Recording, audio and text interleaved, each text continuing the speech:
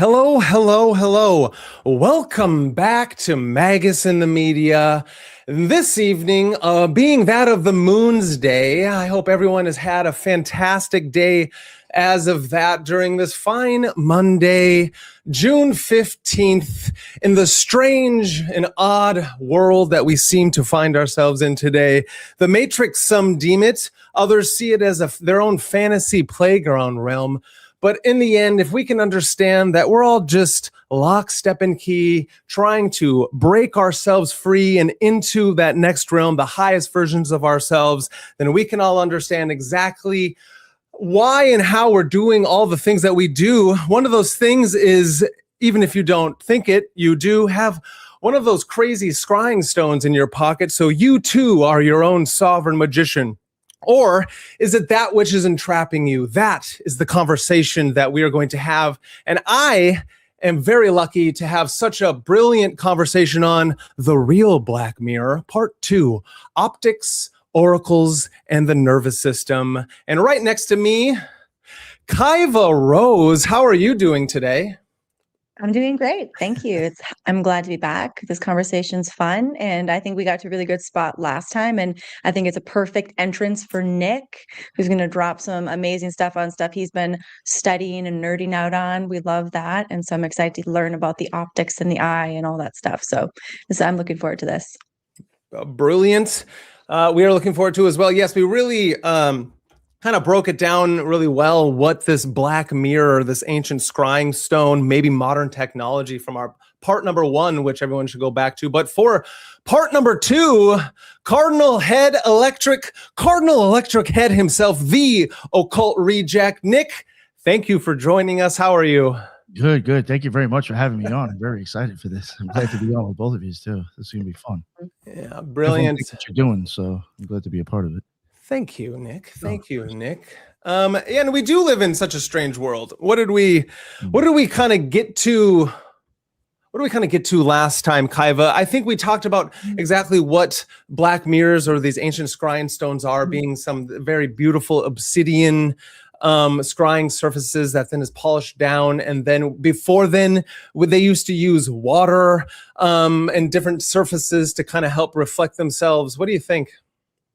Well, I think the concept of like past scrying devices, specifically like, the black obsidian stone, but also the metals, was that when we are talking about scrying stones, we're talking about one singular property, like an object with one single property, right? So the occult value of obsidian and metal is very specific to a single planet, a single star. You can put sigils on it. You can make it very much for a device that you want to do divination from. But when we're looking at what we've kind of come to the conclusion of now is how different phones are. They still have the black screen, but they're not actually the black mirror, because there are so many multifaceted things that are happening inside of these little devices. So we don't actually understand the occult principles of the device itself, because there's so many mechanical bits in there. There's copper, there's probably all different types of leads, and probably sigils and all that kind of stuff. So I think last time what we kind of came to the conclusion was that the phones are actually hypnotic devices, right? Devices to put us in a hypnotic state of impression. That, because when we think about the pulses of the light and how it hits your eye, how it hits your third eye, we don't actually understand fully what is happening. But we do know that there were studies in MK Ultra, right? We do know that they've been working on how to crack the human human brain and how to code and all that kind of stuff. So I think that's where we got to. But I think it's important to that distinction of like one single property of a metal is so different than this phone thing that we have. No, thank you. That was a beautiful little summary of what we kind of got to, with the understanding that there's the ability to tap into by using these elements around us, like obsidian, water, a reflective surface that helps us kind of tap into those things that we can't normally see, and then to be able to kind of witness things out in the world. It's either can be different things like a projection from the internal realm outwardly, or it has the ability to kind of reflect off of the area within, and to see things past your own personal stuff that's going on. And then that moves through time, and this technology is able to tap into other realms, and you get magicians and scientists and people using it throughout the years. up until right now with the cell phone, the smartphone, but then also all the different other understandings of optics, the oracular perception, and how it interacts with the nervous system. And Nicholas, how do you feel about these, the ancient scrying stone and how it interacts with the eye and whatnot, and then the fucking phones of today, like, you know what I mean, like, and how those things are doing crazy shit? Oh, I find them both rather interesting and almost like kind of creepy, the same thing. Like I was even saying to Kaiva before the show, the cell phone seems to almost be the complete opposite of a scrying mirror. Which makes it a lot more negative, in my opinion. But the interesting thing, though, even with the scrying mirror, you ain't really scrying with anything. And I guess, like, maybe it would have the same effects on the phone, possibly, is that like eventually, our brains and the way they work and with our eyes, if you can't see something, like obviously if you're scrying like in a bowl of water or tea or the black mirror or stone, it's not going to be 100% clear. So whatever you can't necessarily make out because your brain is like so set in preserving its life, that, like, in case it might be like, I need to know because it might be dangerous, it's going to try to like give you an image regardless. So it may not always be correct. So even that thing right there, how like even just staring into a black screen with stuff can start to affect what you see. Flashing lights, flicker. The flicker rates with the phones, I mean, they obviously can affect you too.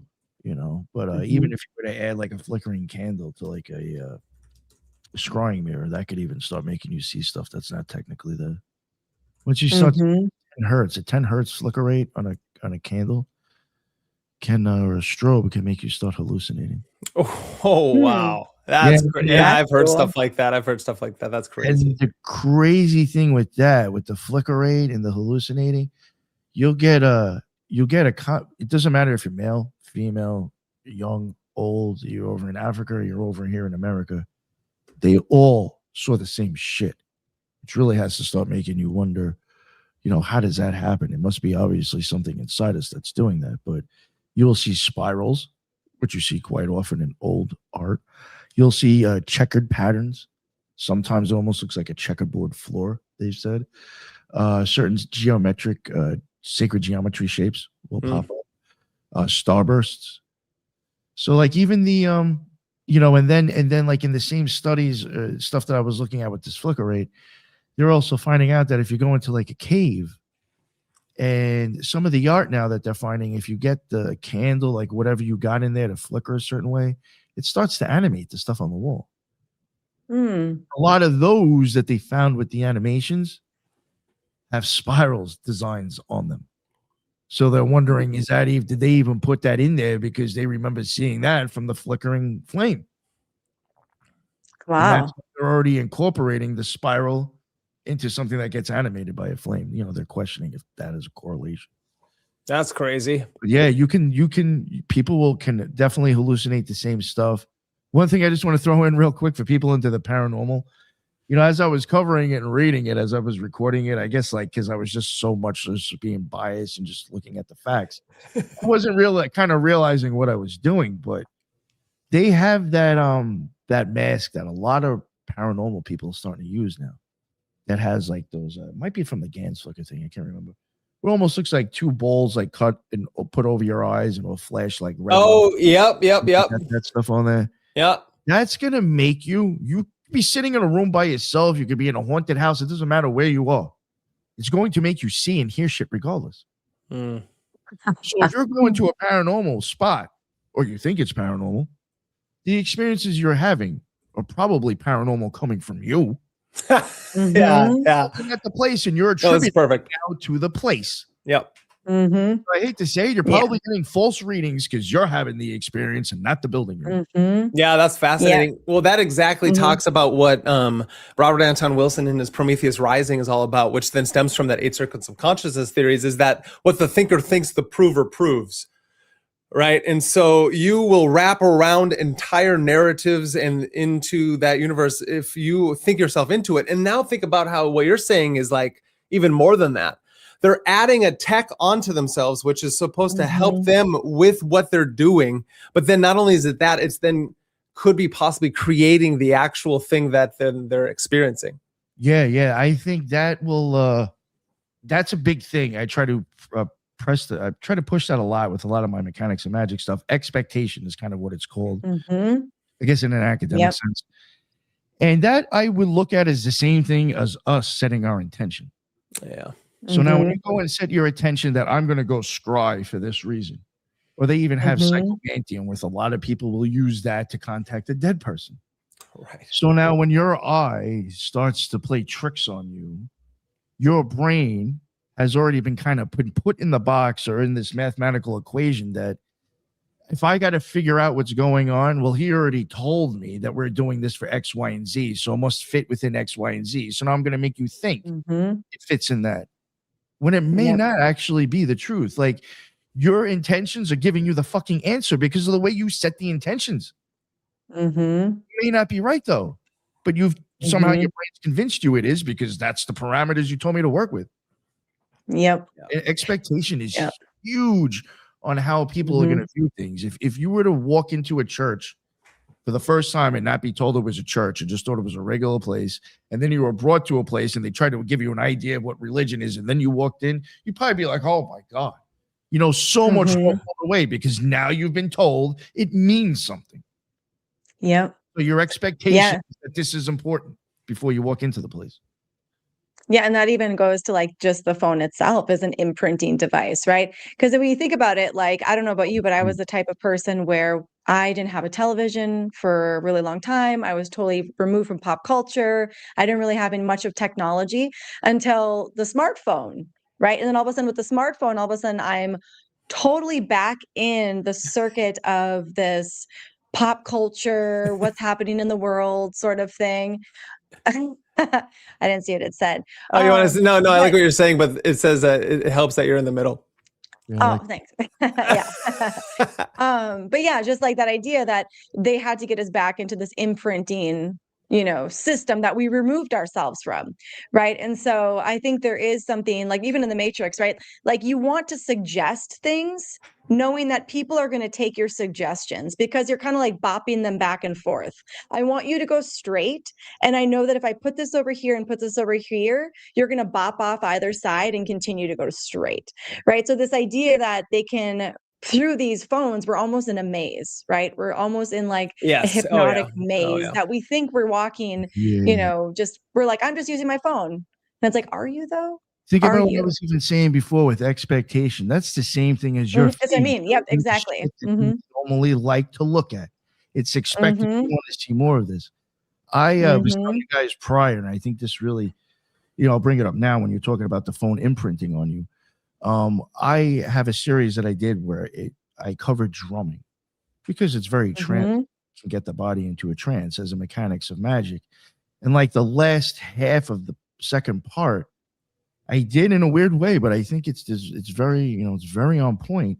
I took the drum and showed how, like, you know, at one point I even showed I got into how the drum was used for even war and propaganda. For sure. You always got the little drummer boy somewhere. A lot of those things, some of those drummings actually meant to do different things. So, I mean, even the mindfuck on the soldiers is completely, you know, different than what the people are hearing. But the drums of war, that's all I can think of. You get this repetitive thing that basically it locks you in, and it kind of keeps a buffer away from fear, or when it creeps in, your body's like, no, I got to stay in this certain cadence. Just fuck off right now. I can't think about this. I gotta, you know, so it's like a thing that interrupts you, kind of saying, this is nuts. Why am I doing this for a megalomaniac, you know, government, you know? But, right. But I ended up showing how I do actually think that a lot of where the war aspect, or not so much even the war, just getting people excited and ready to go, part of it has totally switched over to the phone. And I do think that even the scrolling, that starts to become your tempo. Oh, yeah. When you go, you know, and then you find yourself in that pattern, and you keep going. Some people, if you pay attention, you might even notice between your scrolling and hitting the likes, that all starts to become like, that's the base, that's the symbol now. Like it all starts to become like some sort of repetitive thing. And very much like I even covered like singing bowls. There's a lot of times people will use this in ceremonies or initiations. When I was in the OTO, they used the singing bowl at the beginning of every, constantly. And I was even looking into that, and the studies with that shows that like because it rings and takes a while to go out, your brain will focus on that, and since it like kind of slowly disappears, it stays focused still. Because it just like somehow it never stopped focusing because it slightly kind of went away. So like when they hit that singing bell in the OTO before they do the Gnostic Mass, it's basically leaving you focused for what's about to happen. Oh yeah, the ring got you focused, and now it's kind of dissipated, and you're stuck. You're stuck like that. Yeah, it's and you can move it into it like you're moving from the through the liminal states into a whole nother shifting of like your identity. You know what I mean? When those little chimes happen before this or that, it's the idea is the outward symbol is to make that shift of consciousness, to tell you on a deep nervous system level that okay, now we are moving into a different thing. And at the same time, then it's just like the Pavlovian dog, I think it's so important that we all recognize how we are so easily manipulated. And the biggest manipulator is ourselves. To bring it back around to exactly what you're talking about with what the thinker thinks the prover proves, or like I'm going to walk into this place to expect to see some kind of spooky nature. And it doesn't mean that these things don't actually exist, obviously. There are paranormal experiences, supernatural ones, so to speak. I think these words limit us because they are all phenomenological. They all end up being within the phenomenal realm somehow. And it takes place here. Carl Jung had his own understanding of him and Freud were sitting on a train, and they were talking about the differentiation between what Freud would call his psychological states of id, superego, and ego, superego, id, and everything sexual repression, blah, blah, blah. Carl Jung's talking about the ideas of the collective unconscious and the mystical states. And once you get past the social sexual kind of state and get into the mystical states, then we can get into pattern recognition, and we're going to be able to tap into the collective unconscious. And then that's when forces of nature collide, and then we have these spectacular events. They were on the train, and and as they're talking about that, and at the exact same time Carl Jung talks about like something he's like, make this happen now. A crash happened on the train. And then a little bit later, Freud looked at him and he's all like, well, the only way that we would know that this works is if I could call it out again. And he does. And so it's an interesting thing that even Freud came to this position where they can't lay claim to what is actually the interpretation of said events. They could only understand it through different models and realities and how we can see those events, and then like what it means to us on some kind of individual level. And that goes back to the scrying stones of the black mirror things through time. Is like, it's so fascinating that I feel like it's only over the last couple hundred years that we've gotten away from the magical technologies and started just, where it's like these things aren't old. We've been using scrying stones to interpret events and then lay claim to worlds. And so just think about how interesting it is that we can like create worlds, whether they're our own internal projections or something else that's intervening in those time frames. Does that make sense? Is that like? Yeah. No, especially talking about like, it's almost like we had magical technology in the past and we don't even use it anymore. And that's I'm dying to hear what you did. So don't tell me what it was on. But I'm dying to hear what you did for Mario and Symbolic Studies when it finally drops for free. I can listen to it. I'll have to skip past Paranoid American and go to yours. Yeah, thank you. Yeah, thanks, pal. And fuck him. Yeah. Yeah. And I want to hear what you did. But on mine, I even included how, like, at first I was just like, giving the idea of like, what if these sigils and symbols actually affect us? Yeah. And then I want to go throw in there, he's totally honest. I was like, this isn't a new idea. This is actually an idea that Giordano Bruno had, the Ars Notoria had. You could actually, and people have supposedly, they've proved it, and there's been other people in the past, occultists, that you can almost have like a memory for an encyclopedia. The memory palace. Yes. Just memory palace. Yeah. Just from staring at certain images. Yep. Well, and I think that's Even if like where 90 it's, like, days they said you'd get results.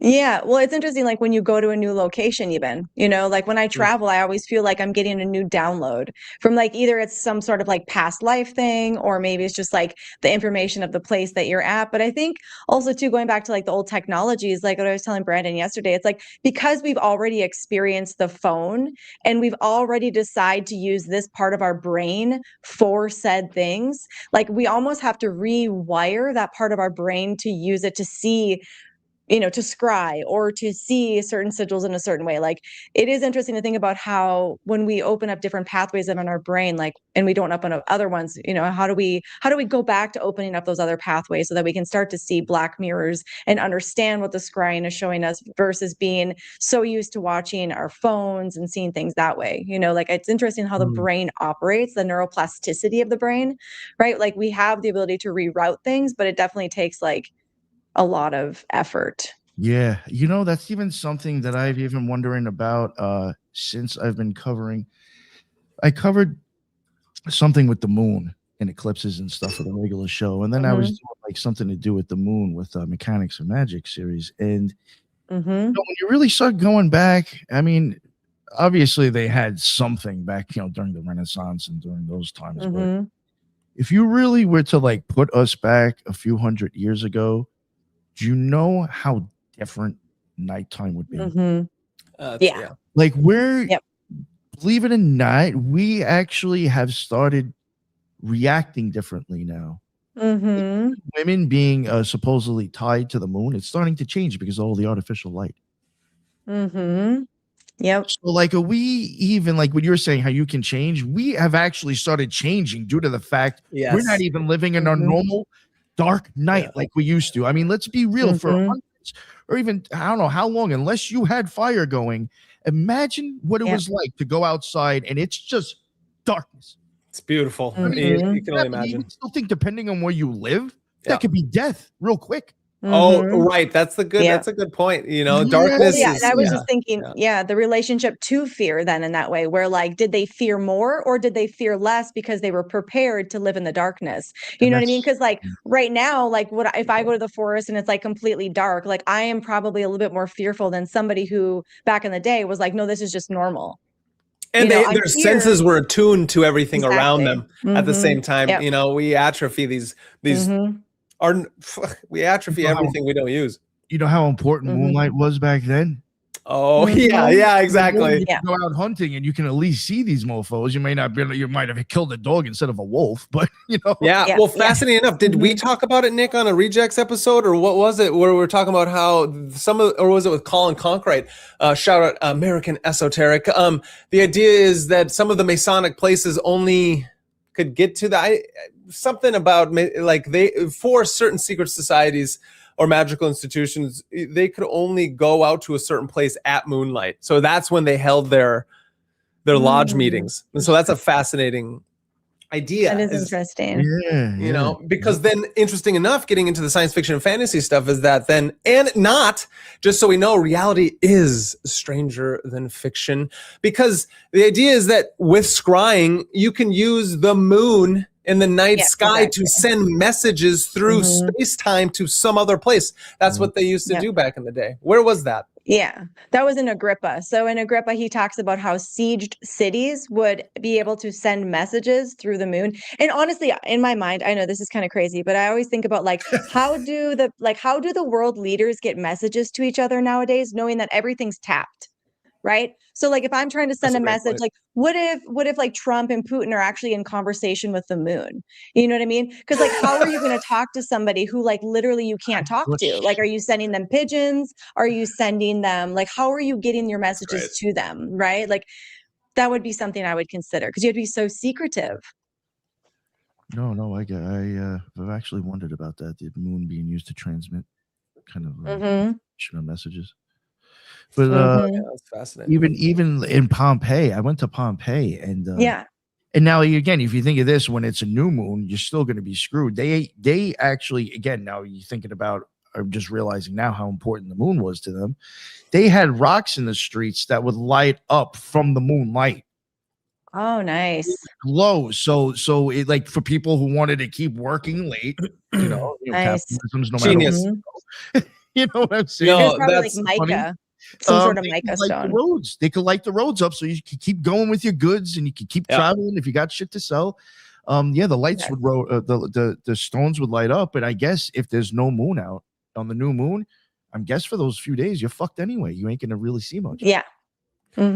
Well, Yeah, no, it's so funny that you bring up Pompeii because we talked about Yeah. Pompeii in our last episode. Interesting enough, Yep. because that's where The Black Mirror. was yeah, found. Pompeii in 79 AD was not a provincial backwater. It was a thriving port city. And so they ended up finding a black mirror there. That's No, what, it's from Persia.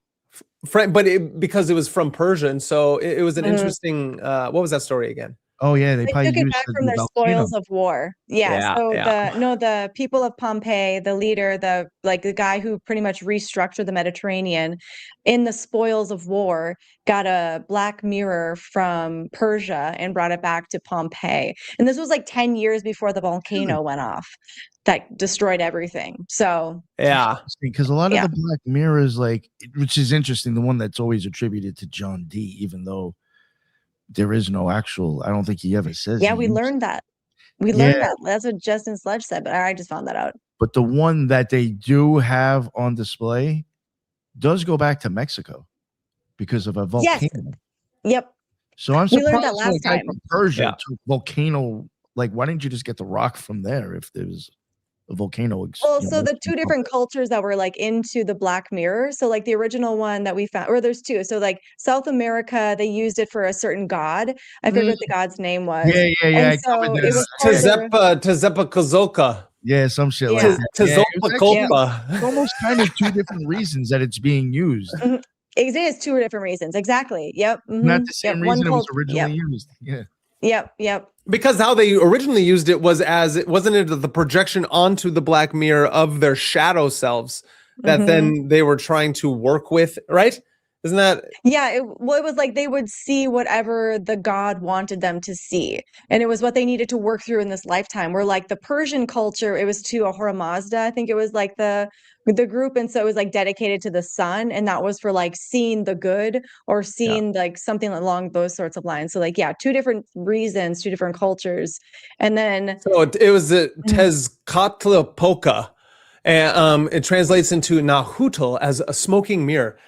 Excuse me. The obsidian mirror was his primary symbol and attribute depicted on his chest in his headdress and replacing his right foot as if it were an extension of his body. He was the god of fate, sorcery, night, and hidden face of things, the lord of what is concealed. The Aztec obsidian mirror did not simply reflect the future, it revealed the soul of whoever dared to look. Warriors saw their own deaths in its depths. Priests used it to commune with gods and ancestors. The mirror's power was not prediction, so it wasn't the divinatory things as we all think it is, but it was confrontation with what the self actually contains. Right? And then the conquistadors took that Aztec ceremonial mirror back to Europe, and then that's the one that sits within the British Museum. Fascinating enough. Mhm. Yeah, that's like quite the initiatory experience, right? Like here, we're going to initiate you. You need to look into the black mirror. And like, if you can survive what you see, like you're a part of the group. Yeah, see, now that seems to be a little bit makes more sense, honestly. Yeah. Yeah. Mhm. Use than what we were getting from Dee and Kelly with the one that they technically never used. Yeah, right. Because it was actually the shoe stone that they were using to get the Enochian language or whatever they were tapping into. I mean, I know I can be honest here, but I'm just going to keep it real. Normally, it's we got Golden Dawn people talking about that on the show, so they're going to be very, whatever, it's close to the heart. I question that whole situation with those two dudes anyway. Well, I hear that. And real. You even think about it. Justin was right when Justin Sledge even said, think about where this was supposed to go, though. It was basically your astral projecting to go spy on people. And it's like, were they really doing that then? Yeah. Yeah, that's interesting. I agree. Maybe they were, or it was a selling thing to a lady with a lot of money. Well, I Yep. like the idea of the Enochian language and tapping in and doing the rituals they were, but you can never get rid of the idea, and I don't know why this isn't talked about more, the idea of Dr. John Dee being who he was and Edward Kelly being who they are, and then how to be a divine vessel for some Uriel, right? The angel that was speaking to him, speaking through Edward to John, like John Dee, and what they were doing was they were tapping into this language, writing out this alphabet, and then they would tell them to rearrange the room in certain ways to do more and more rituals. It's in shout out Jason Louv and his Empire of Angels. Everyone should go out and read it because it's a fucking brilliant book and really gives you the great understanding of how we got to Dr. John Dee and now these Enochian tablets, which are used to scry. And it is one of those things where it's all like, that's fucking intense shit. Good fucking luck, A. And B, my meaning of going down this path is like, what was the great chain of being, the tapping into and communing with said angels? Who were these angels, right? We always have to be wary. And then the tests to be done, because it's the same questions that we always need to ask about Aleister Crowley himself and when he was tapping into Aiwass and writing the Book of the Law. It's like, it goes back to what we were just saying, is that perception, intentionality, and if what the thinker thinks, the prover proves, we will tap into something without understanding it, that maybe we are the one creating said thing, whatever that means. Yeah. Mm-hmm. You know what I mean? It's like a model to see it through. We should also believe it so we can continue the science, but not believe it so much that we can't then question, like, okay, is this making me a better person? Why do I have to let my friend sleep with my wife? Edward Kelly and John Dee, like really saying that, or is that you just want to bang your wife? Or but it wasn't just Edward and his, it was like they were both doing it. And so it's a fascinating, that my question then is, what realm of like the Buddhistic 10 realms are they tapping into said angels? Because the gods, if we learned in our mythologies, are just as fucking silly and different as we are, because not just to anthropomorphize them, but to know that the forces of nature around us give things movement, emotion, energy, and then to forget that, like, this language, and this is why I believe it. And so Steelman, this argument currently that we're in, is the same idea of why J.R. Tolkien's language works of the elves and all the things. The linguistics works. And so since the linguistics works and it's an actual language that no one else has tapped into, but they can be proven linguistically and with language sciences. So there's something to that, to just make up. Edward Kelly was a fool. You know what I mean? Edward Kelly ain't making up Enochian language.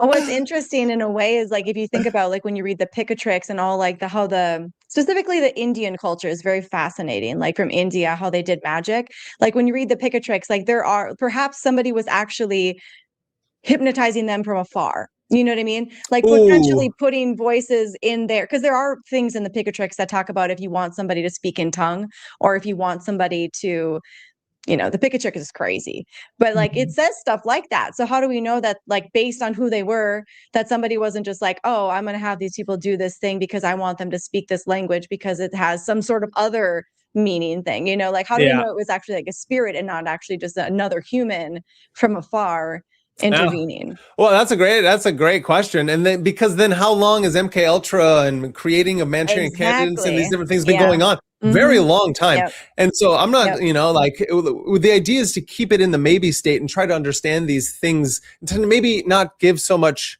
And I think this is something that thank you everyone out there for listening to us. This is Magus in the Media, if you didn't know, as you're listening, the occult reject himself, the great Cardinal Electric Head Nick, and the lovely Kaiva Rose, as we venture ourselves down the rabbit holes, as we're breadcrumb to breadcrumb, as the surveillance state lifts before our heads, and before we take ourselves too seriously, now we find ourselves with some fucking black mirror in our hand, not just there, in our pockets, all around us at all times, as it projects out beams, right? We're not just looking into it.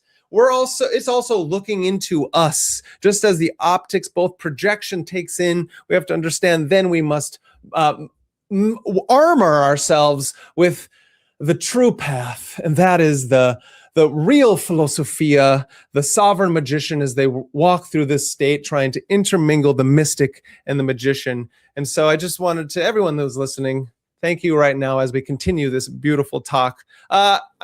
Sorry, what were we talking about? I just wanted to give a little breakdown there.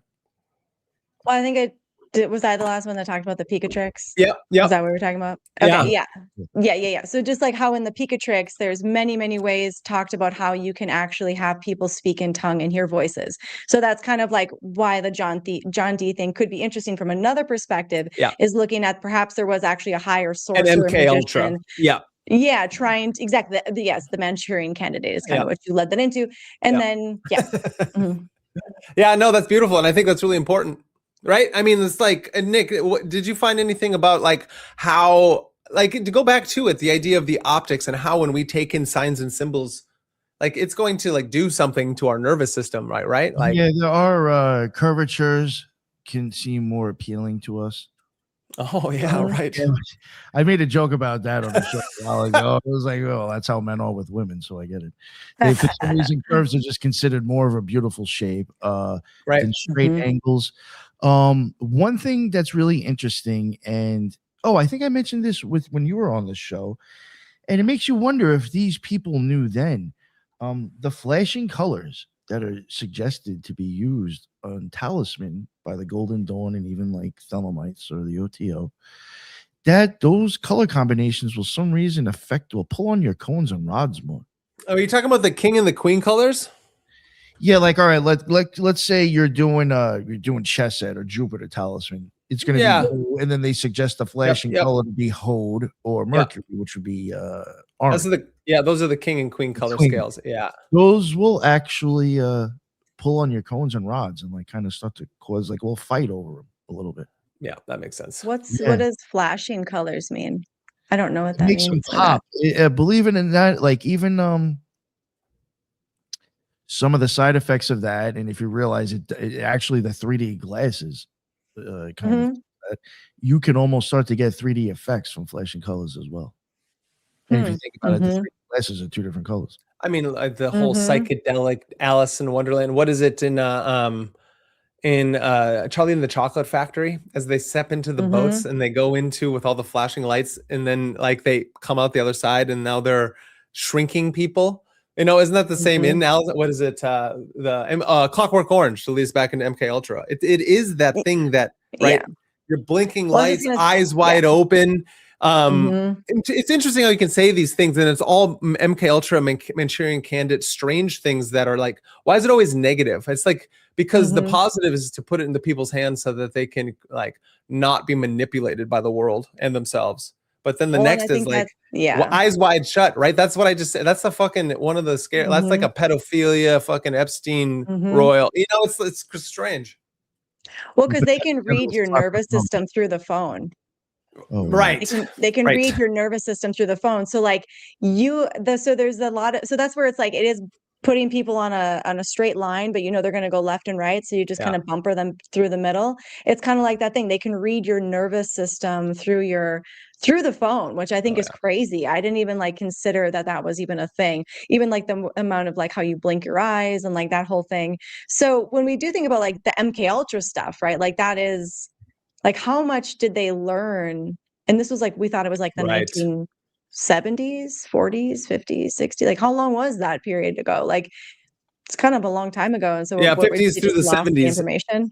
Yeah, in the 60s. Yeah, definitely. Oh yeah, lost, you know, it changed names just like everything else, just so everybody knows what we're talking about.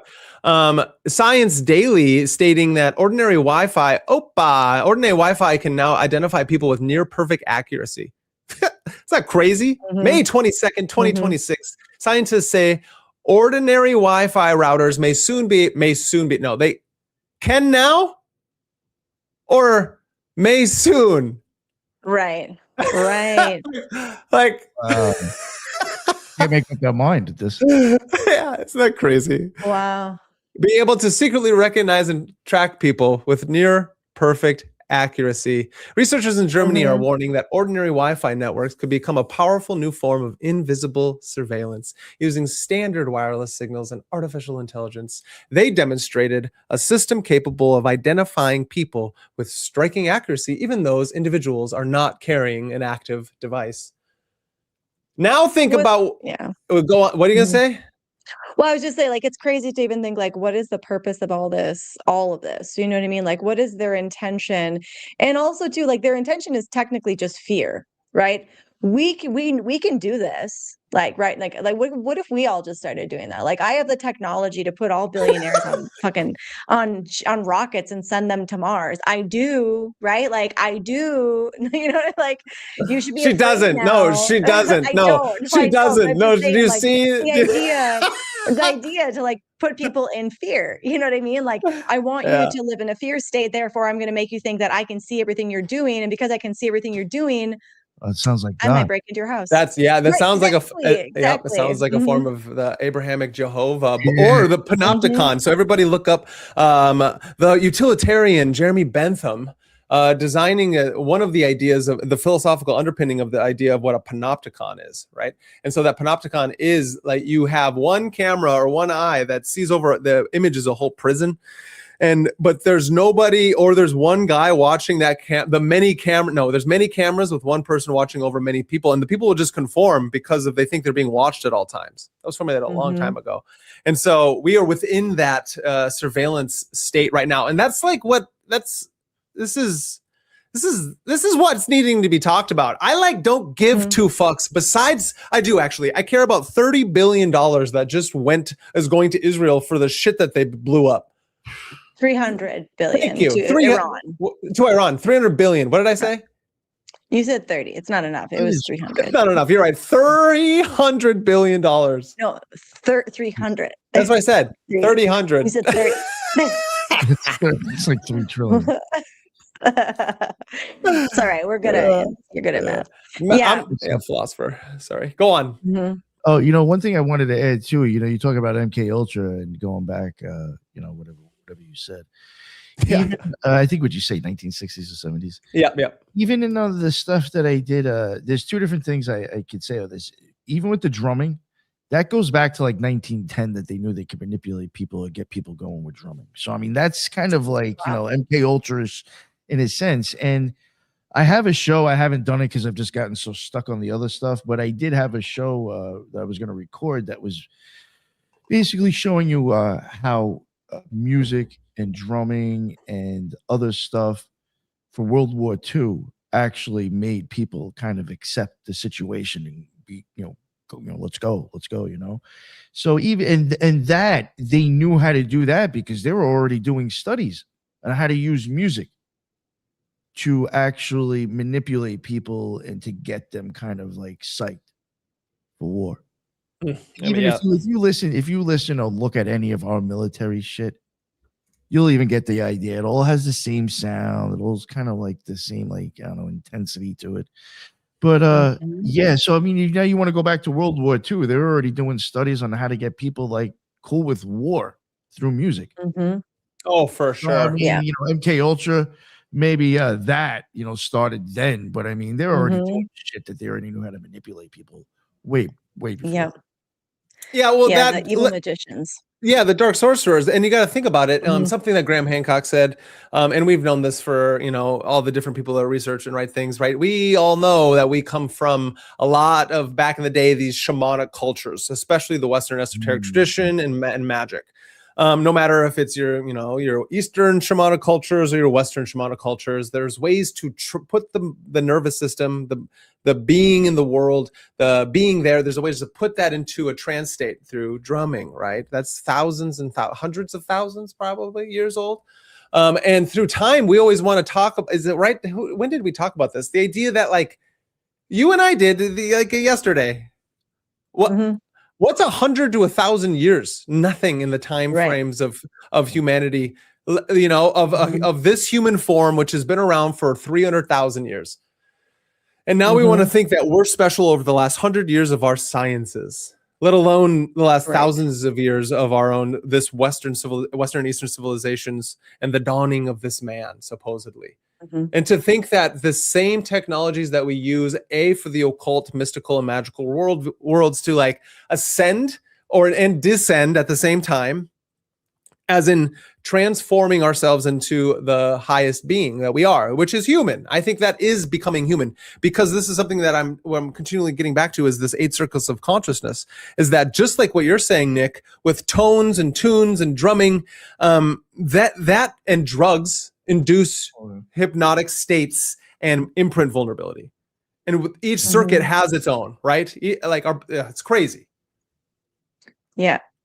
Well, we're sensing beings, right? We're essentially just like sentient beings, right? We're just like sensing everything. Yeah. Like, even if you think that you're not sensing something, you are sensing something, right? So you're constantly taking in information, whether it's through your skin, through your, any of the other senses, whatever they are, but I feel like that's something it's important to remember, is that you're always picking up on information. And that's where it's like, where is this information coming from? Like, why do I have this impulse? That is something I had noticed with covering. Once I started covering this series, I have Mechanics of Magic, and I do have to get back to. I had to put it on pause just for like a few weeks just to catch up on other stuff. I have Christian churches as ritual technology, and between just those and looking at all the things that are used on that we would normally use as practicing magicians, the herbs, the candle, possibly the singing bowl. I'm sure I'm forgetting of a few other things. Scrying, all these things that we use. When I started like looking at it, and especially then when you want to start like putting initiation or possibly architecture into it, even the churches and the architecture, every single fucking thing about it all affects your nervous system. Yeah. Yeah, like, the stained glass windows. Like, there's got to be something like even anointing. Now you skin, Eucharist, you're eating, touch, skin. I mean, there's so many different contacts to start affecting your nervous system that it's like you have to start wondering, is that what it's about? Yeah. Yeah, because even the stained glass mirrors, the copper and then the stained glass mirrors with the color, the light going through it, will affect you. Yeah, everything. The smallest things. Walking into a church, if you were to see like a relic behind like a cage or glass, that right there is already making you think something. That right there says that is special. When you see certain people in different clothes in certain parts of the church that you can't go to, your brain categorizes that as that special. This is fucking holy. It really starts to strengthen what you think you're in. Oh, for sure. And then think of what the people who first started designing these sacred architectures, the states of consciousness that they were in, to be able to witness the beauty, the beatific vision, and that sacredness, and like then they put it in places. You know what I mean? The curating of the God experience is interesting, right? The curating of the God experience. When really, like, when you're outside, you're literally experiencing the highest temple, right? So like, but they're like, no, let me curate the experience of what God actually feels like for you. And so it is interesting. I love cathedrals and I love the energy that it invokes. And I think in our day and age, like, they are places that are important because we can't have the access to nature that we would like to have. So I think now in our day and age, they are essential and nice.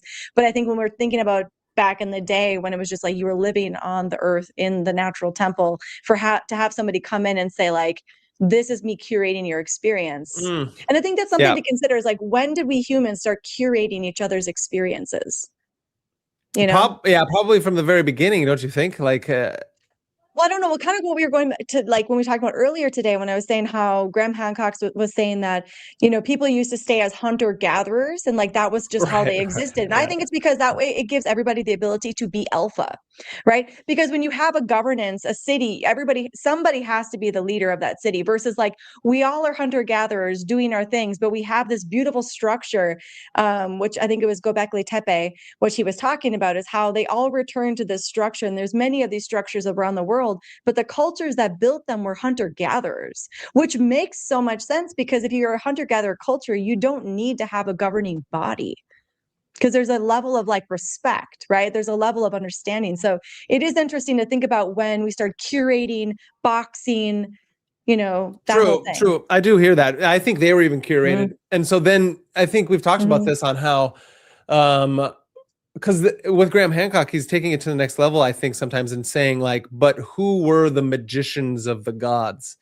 and who are the people that are helping pass along the knowledge to the hunter-gatherers who were the ones helping to create these things based upon all this stuff. So I think there is this kind of apkalu, or these a select few from the prior cycle, pre 13,000 years ago, that were helping integrate the hunter-gatherers who survived the craziness of whatever apocalyptic thing that happened during the Younger Dryas period. You know what I mean? That's like, that is then, I think, that adds that extra magical layer of humans down to their base needs can survive, right? And they can survive very well through hard times. And that's that primate psychology that keeps us, who's the wisest of all the sages?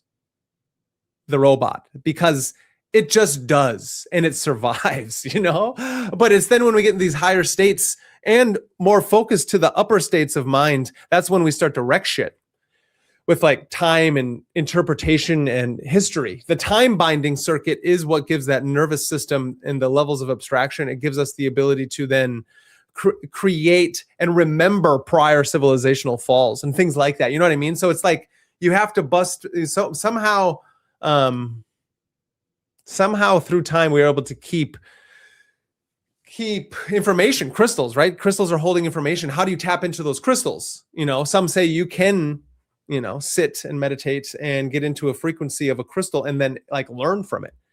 And I just think it's become so charlatanized, and I have such a cynicism of New Age spiritualism that sometimes I'm all like, well, okay, who can actually do that kind of thing? But I think that people actually can, Right. And I think that's part of our, our framework of our brain, right? That part of our brain has to be encouraged at a young age to really become and be able to stay on that track, right? Like, let's be honest, like we were that as children, but then we were put into school, and then we had to reroute our brain and how it was triggering to be more analytical, logical, less magical, mystical, and sensing. I think it's really cool about the fear thing. If you think about it, if in the beginning of time, as hunter-gatherers were going around surviving and, building villages and things or whatever, maybe not villages because they had to keep moving. But the idea is like, how did fear feel as a human? A lot different than fear now, because fear changes through the symbols of what fear mean. Yeah. And so that's kind of an interesting thing to think about, is where do the beginnings of our mythology, which holds time within it, come from, and we're, it's fascinating. Yeah, that's crazy. Yeah. And so I think it's really important as we move through this kind of conversation that I want to actually hit on the idea about what we were talking about before, about the mnemonics and the mind palace, because I think most people don't understand why Giordano Bruno actually, and this is fascinating that you brought it up, why he was ex nihilio'd, why he was then done, is not only because he saw the splendor of the stars, right? And I wanted to also bring up the idea of Peter Mark Adams and how living out in nature gave them the ritualistic basis to understand the constellations and then move through ritual and states of consciousness from the stars. And then through time, for some reason, they had to go underground. So that's fascinating, isn't it? Like how then all of a sudden you have to go underground through time because of a lot of these cultures, things get like said they're bad or something. You know what I mean? It's like, now you can't do that out there. So that means you have to take your ritual that is to the stars, that is imbibing your culture to live through ages. Now you have to take it to the underground. And so Peter Mark Adams' work, what it's doing is the astroarchaeological studies they've found these same mappings of the stars in these caves. And they were the direct representation of the constellations and what was going on in the night sky, so they could continue the rituals. And those were the Orphic, all the way from the Mesopotamian to the Orphic to the Mithraic rituals at that time. I think that's. Yeah, it does make you wonder, like, what was the cause of all the cause of the fear, or, it's very bizarre. What happened? What invokes somebody's spirit to be such an evil person to stomp out another culture? You know what I mean? Like, why would these cultures have to go into fear? Like, somebody had an idea, and their idea provoked this idea that nobody else can have ideas, right? And so it does make you wonder, like, yeah, like, was it an intentional disconnect people from their reality, disconnect people from their truth? Or, is it just like some pop culture star being like, no, follow me, I'm so fun. And then it was just like super ignorant the whole time. And now it's like fucked up our entire society, or our entire like understanding of things, right? Like, was it an intentional thing, or are they just like, were they just idiots? And like, because that also happens too. Like, I think we see that in our day and age, right? You have all these people making major decisions, and they're actually just like pretty ignorant and dumb, and they just want to be cool. So they're making these decisions that are affecting us on like a larger scale. Well, I like the idea of each person having their own demon that controls them. And so one is the demon of control, right? That's actually all you nerds out there. That's actually, I'm just bringing, what is it? Chainsaw Man. So it's like all the demons inhabit bodies and then manipulate the world one way or the other. There's a control demon. And so whatever she does and she gets because she can control people to do so. But then think of like the demon of fear or lust, or all these things are coming through people now. And now they're framing the world within that holographic reality because of the symbols that they're feeding all the people, which are vessels for creation, into the world. So then you're going to create that world that they want you to see. Very similar to why Disclosure just came out, because with Spielberg, and so you can frame a future event through the stories that you're giving people right now. Yeah, and I also think that's why like certain teachings should remain hidden, right? Because I do think there are like, I don't know, we've all attended classes, right? And there's always that person, or taught classes, right? Like I've taught classes, and there's always that person in the class that I'm like, you're the reason why I'm going to stop teaching, because I don't want you to know the information. I know because I know you'll do bad things with it. You know what I mean? So it's like there's certain a dabbler is a dangerous occultist. Yeah, and like they're going to say the wrong thing. And like, sure enough, I had a client that came to me after they had seen her, and what she told the client, I was like, why would you say that? That is so bizarre. Like they were having some like health issue, and she was like, oh, you're going through your awakening, your spiritual awakening. You're just sensing it in your body. And I was like, no, I think you're having heart issues. I think you should go see a doctor. Like, you know what I mean? That's not like what we were like. I'm not going to heal your heart issues. Yeah, you're not. You have high blood pressure, and I think exactly. you need to. That's not your spiritual awakening. Like, because there's other things too that I was like, spiritual awakening doesn't just come without work. Yeah. And that was what they wanted, because that's what she told them. And so like, that person, when she was in my class, I was like, you're the reason why I feel like I can't teach, because I need to only be a mentor, if anything. I want to have people who are devoted to what I'm going to offer them and are going to be good with it. And I think that's even in the Picatrix, Agrippa, every single book you read, they're always like, this material should not end up in anybody's hands. This material should make sure to be kept, and I'm not saying like, I'm not saying that everybody, you know what I'm trying to say? Like, I'm not saying like I'm trying to be the one who dictates who should get the information, but I do think there are some like, you can tell when people are going to do things with it. And I think that when we look at the past, that is probably what happened, right? Somebody's like, they took Jesus's class, or, Buddha's class, like they took the prophet's class, and they're like, dude, I want to do that. I'm going to do that too. That's dope. Like, and they just went with it. And they fucking Peter, was it Paul? Peter had his road to Damascus. That's what we brought up the other day. Yeah. Peter had a road to Damascus, and he fucked up the Christ thing. He fucked it up. He became the first pope. And really, he was a Roman agent. Shout out Professor Zhang. That's what he talks about. I was listening to him like a month ago, and he had a whole thing about Peter was like a Roman agent, and he believed he saw Christ, which is like, and then he started fucking the Christian church based upon that whole, somebody who didn't even know Christ or was part of his apostles. It's fascinating. Yep. So it's like he put into the world exactly what he wanted to get out of it, and then Christianity became one of the greatest religions, as in largest. Fucking roamed the world, destroying things left and right at all times. Same with the other, all the Abrahamic traditions have that going for them. So there's an interesting, and that goes back to then, just so everybody knows, as we're moving through this ideal of the, I like what you brought up last time, Kaiva. So Nick, Kaiva had this idea. You know how in like talismanic magic and scrying of the old age, whatever the metal or the element that was being used was actually a transmission or a vessel for a sympathetic vessel for the gods and the forces of nature. Oh, yeah. You can use herbs, you can use metals. Yeah, and so Kaiva's idea is that she brilliantly, I don't know if you've thought of this before, but the idea is that the phone is now made with all of these same metals, but put into the whole phone, right? And so it's like you have iron and you have, mercury, you have all lead, all the things that then attribute to some kind of god. And so technically these devices could be also not just synthetic, but also transferring some kind of, right? Like, am I saying this right?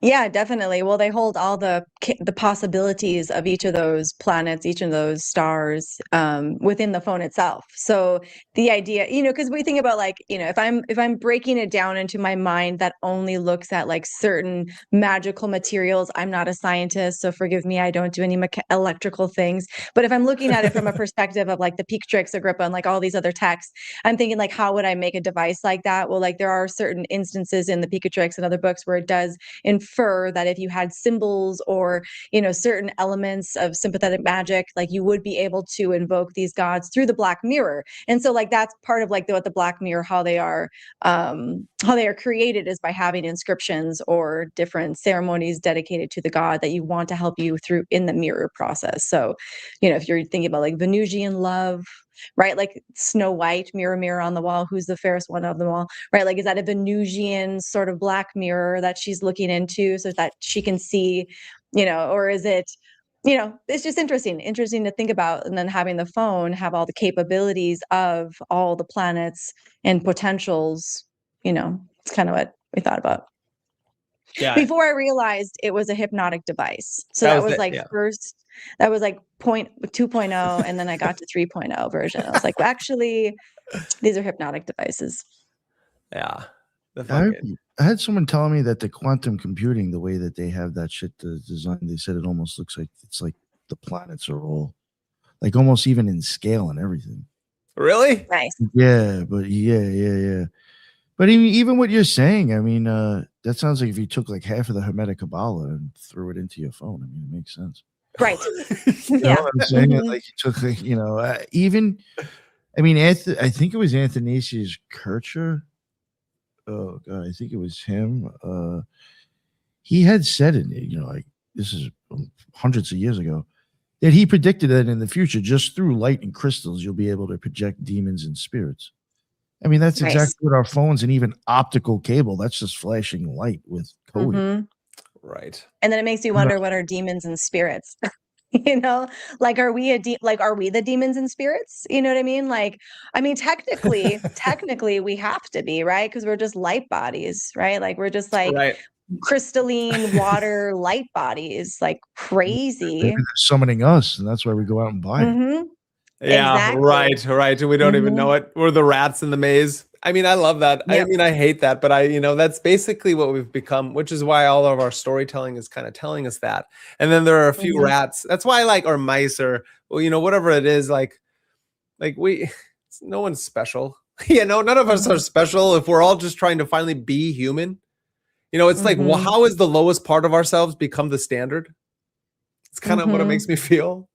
Yeah. I was going to say before, and I think that might kind of, depending on how far you want to take the progression, I do think this might tie into like kind of where we got in the future. I was even thinking, and it wasn't to be like cocky or anything, but I could see it just from so many different levels that like, you were saying before, like, what was like the original fear that like just started making people kill each other? And like, my opinion, I just honestly think that like, when we first came to be, I think rather quickly, magically, we were probably somewhat with it. Just probably didn't know how to explain it, but we were in tune a little bit more magically. I do think it's the quite possibility, and again, not to sound like cocky or anything, but it really could have been the difference between the uninitiated and the initiated. Yeah. People who weren't that really in tune and took other people's looks or acts or things differently and was scared of that. Oh yeah. It's like, again, I'm not even trying to go with this, but like if you want to start taking, you see how certain religions look at what we do. People you know, I will even go with Christianity, the way some people can get with that and satanic panic. You know, you're almost willing to put somebody up on a stake when that person may, like, I'll be totally honest with you, even why I'm even saying that the uninitiated, I think a person who actually had a magical experience isn't going to be too quick to be dropping bombs on countries. Yes. You're not going to be quick to take someone's soul. Yeah. You know, but the uninitiated person who hasn't had an experience with God, what the fuck do they care? Yeah. No, it's very true. I don't like the way he looks. You might want to fuck my girl. Right. Yeah. You know what I'm saying? Like silly shit like that. Let's keep it real. Yeah. Stuff like that is why motherfuckers get killed. It is. Yep. The eyes to see. You And have to have a choice to see. You know, you do. And it's not even that these days. I bring it up what Tim Dillon brought up yesterday or the day before about how after the Knicks game, some fucking Knicks guy or fucking hit another Spurs guy or vice versa. Sorry, not a sports fan, in the face with a sign and killed him. It's like, because of their nationalists. And this leads to part of the conversation, obviously, that always needs to be brought up, is this differentiation of either extremes, which aren't good, tribalism, to levels of nationalism, where you all of a sudden it's my team versus yours. And I need to put all my power into this fucking egregore that now is taking over me. And then mixed with mass mob mentality, you have a higher level demon running through and possessing these people to do things they wouldn't normally do. Yeah, the egregore thing, that's good. Yeah, that's good. BLM, I think back in 2020, perfect example what a fucking egregore could do. Yep. Oh yeah, fear. Yep. Oh, fear and being the other. Yeah. Yeah, and then you have like some, dark sorcerer who's like in the background invoking manipulating all that. Let's not like call him like control it. Sorge Joros, right? Or whoever his, people pushing that guy. And even if you looked into the two chicks that formed that shit, one of them was like an open witch. She didn't hide that shit. Oh, is that true? Yeah. Wow. Who are now like multi-millionaires. Yeah, they called themselves Marxists on they're Marxists, until shit caught on and everybody started looking at it and then they changed it. Yes, yeah, exactly. The danger of Marxism, of that level of communitarianism is what that is. It's collectivism at its finest. It's dangerous. But that was and those people are very unintelligent.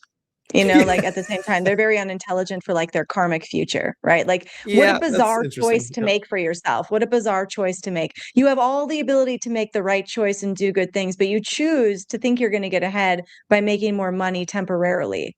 Like what a bizarre choice, right? What a bizarre choice to make. Out of all the things, especially if you're a witch, right? If you're a witch and you have all the possibilities of having whatever, I don't even know much about that practice, probably what that woman did, but like the idea that you have all the things, all the options, but that's what you chose.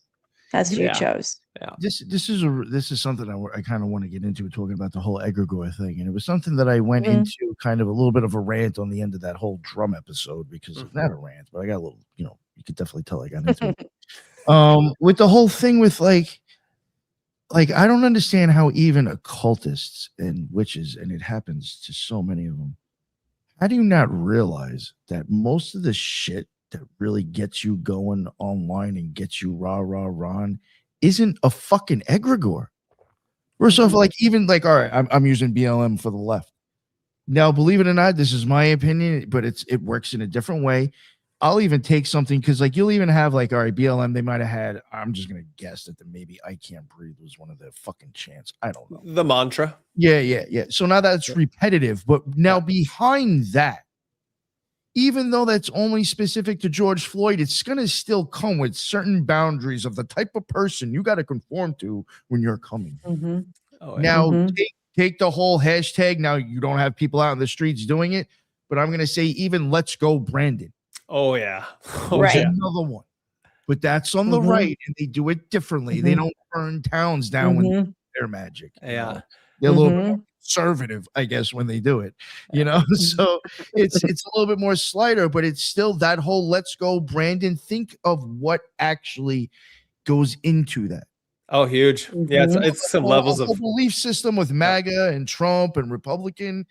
So I mean, that hashtag has its own huge neocons behind that. Like, and what's fascinating, I completely agree. And that goes back to the same thing you're talking about with the bell before the OTO rituals. Mhm. Yeah, Mhm. I Cosmic was trying to mass. get that with the notifications. I lost my And train then- of thought. I oh, think nice. the Yeah. ding and then the repetitive, or Yep. even just Mhm. the repetitive start of the sounds on your phone. Yeah, we all know that sound.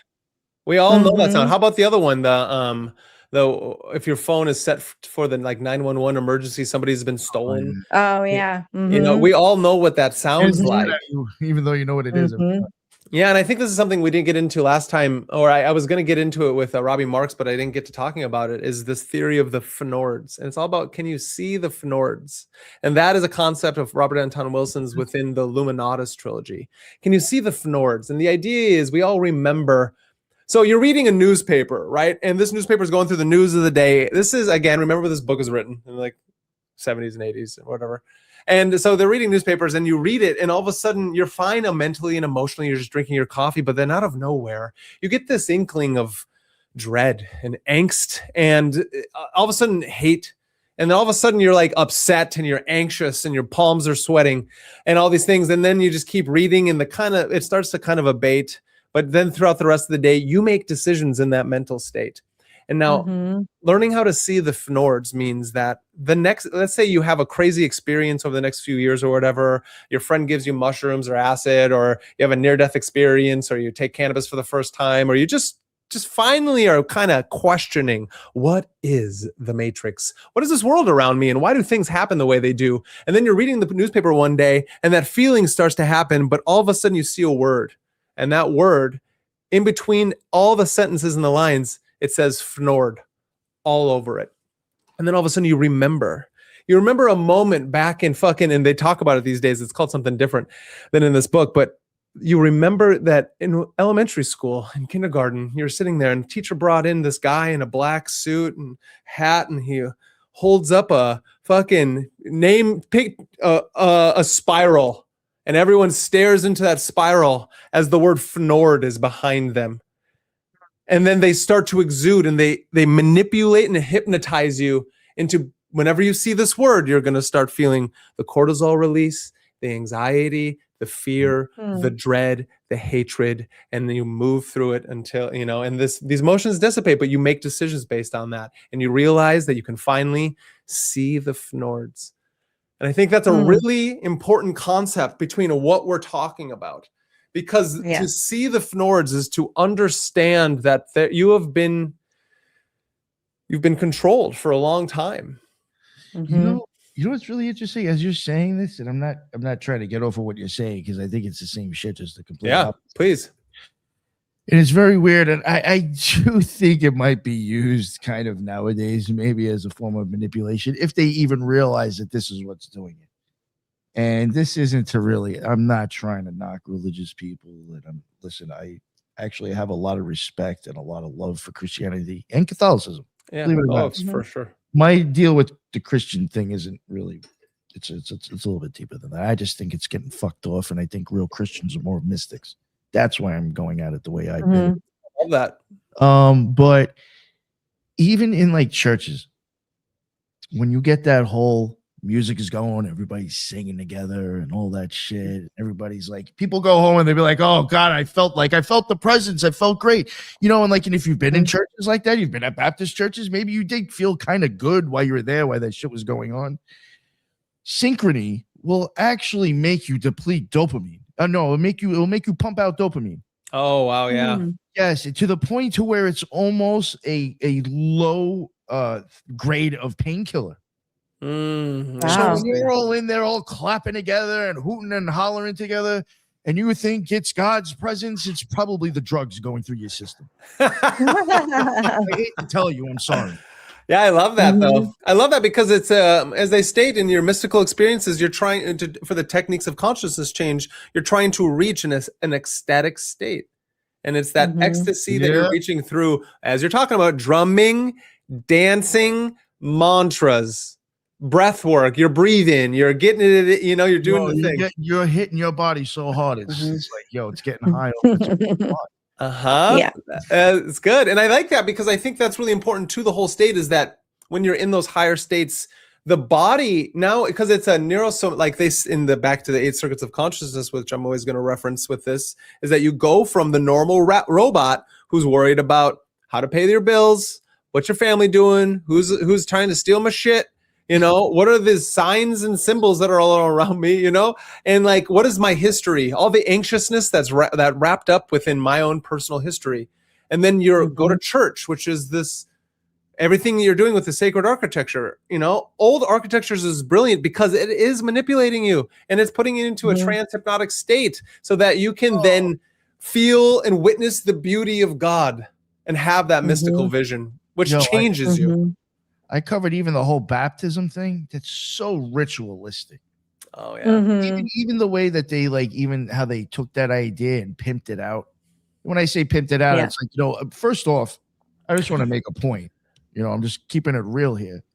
When this was originally going on, you know, even when John the Baptist was doing this, and when it got even started being reduplicated from him, you know, I'm not sticking up for weird shit that goes on in organizations, but, you know, I've admitted myself I had to get naked for the first degree in the OTO, and there's other orders that pretty much make you do all that shit anyway. Yeah. So it's not the only one. If you wanted to get baptized, which was the only way you're getting into the fucking Christian church, it is. Yeah, you were stripping your fucking clothes off, then walking into the water, getting dunked, being given your new clothes, and then walking out. The only way that shit happened is you fucking got naked in front of everybody. Yeah, and that shit. Motherfuckers did the same thing. I love that. But they're bearing it all, you know? We're bearing it all, become vulnerable. And sometimes you have to go to the extreme to finally let go and put yourself into an imprint vulnerable state, which I think is what that's trying to do. To put you into a new level of consciousness to balance some shit out, or it can be used by bad people, dark sorcerers and manipulators, and they can put you into some kind of Manson clan kind of state to go do. The man never killed anybody, but he had a lot of people do for him. So I see other people say, well, this is that, or that might possibly be this. That is originally before they started bringing it inside. Now, this is what I was getting to, how they pimped it out now. Right. Once they started bringing it inside, you get all this imagery. All of a sudden, they start putting him as the shepherd. They put him as this. Interesting. You get all this stuff. So as soon as you come in, and this is just how our brains work, we're looking at that and we're already taking in like, oh, we're going to be part of some fucking process now. Like Jesus. And you're going to see all this beautiful imagery that's going to get you all like, woo, about this shit. You know, they all have their way of captivating you and then putting the idea of what's going on and telling you how it's going to be after. Yeah. And telling you how it's going to be after. Yeah, they do. Yeah, that's fascinating. Which both there's like interesting aspects to how I feel about that. I feel like, oh, that's really interesting because they can lead you through maybe a discovery of a place that has been discovered, and now you can witness that too. Or, you know, because that's like beautiful. It's like, here, there are others who walked the path into the unknown and found a beautiful like emerald palace. And now you can walk like in the Golden Dawn, how you go through those basically the Osirian mystery tradition to basically be taken down into Mot and lifted up and being raised again as Osiris as Isis puts the pieces back together. And now we have the thing. But then it's like, what about the opposite of that? Where now you're like, no, you're telling me what to witness, how to get to God. And I don't really like that very much because what if my path was different and now you're trying to supersede how you know what I mean? There's something to, what if you're creating an egregore that is a trap that I don't like and now that's how I got here? I've even thought that about certain magic rituals. How do I know that LBRP is trap? I mean, I could still use it, but you know, just wondering, how do you know you're not putting yourself into a negative situation already? But even language is a tricky thing. Not to keep going on about it, but like even when I covered it, you'll even see them fuck it off like with so many different scenarios now that it has changed so much from the way it originally was. It's almost like, well, how important was it? Right. Oh, because like just adding kids into it. You know, there was even arguments. Oh, well, can you baptize a child? Because they don't really even fucking know what you're saying. You know, they don't agree to anything. You had some people saying yes. Then if your kid was sick and your brain is going to die, well, I better go get him baptized because then he might end up going to hell. So now you got to find out about that whole okay because the kids, Yeah, that's true. these That's arguments with the Christian church. And well, now you can do it at home if you can't make it somewhere, but a female's got to do it, and you got to do 3 drops of water this way.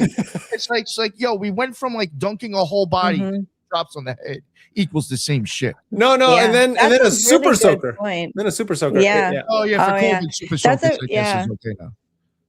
That's a really, really good point as far as like the original tradition, how things are supposed to be and how it just like, and that's where like I am a traditionalist, like just keep the tradition the way it is. You know what I mean? And sometimes I run into, situations in my own practice with, whether it be astrology or whatever, but like there's a reason why like people made these systems and they work. So why not just stick to the system that works, that's been practiced for thousands of years, or like see how it's like how it originally came to be, Oh, right? yeah. Like some people in astrology like to say like we're not going to use the dignities, and I'm like, that's like a whole level of reading and interpreting that you're now deleting from your vocabulary. And why would you choose to do that?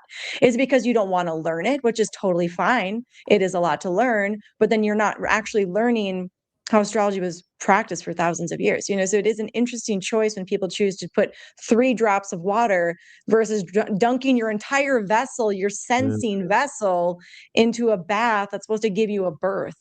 You know what I mean? It's crazy. And like even my total opinion, I mean, this is just my opinion when it comes to that whole scenario, because of the way I look at certain things, and I do think death and rebirth is literal. I do actually wonder it was John just knocking motherfuckers off. Here's your shamanic experience. Yeah. Water. Let's go, bro. Let's swim. You don't gotta hang from a tree for a week. I'll just stick your head under the water for 60 seconds. That's great. You know what I'm saying? No, Yeah. How do you not? You never know, man. It's that's actually way to actually kill someone and resuscitize rather easy compared to other things. Bro, that's the OA. That's the fucking Netflix movie by right? That's the OA. I'm gonna be doing videos on it soon. That's exactly what it is. He does that. This fucking deranged doctor. Just so everybody know, the OA is definitely a film. If you're into Magus, thrown out of their ears.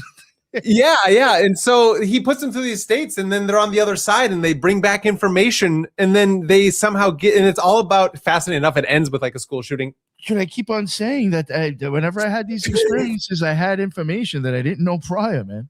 Yeah. No. Yes. Absolutely. Yeah. So it's just like when I saw that, I was like, yo, that even solidifies because as soon as I had kind of I think maybe the second or third time I had that experience, I was like, yo, John the Baptist was killing people.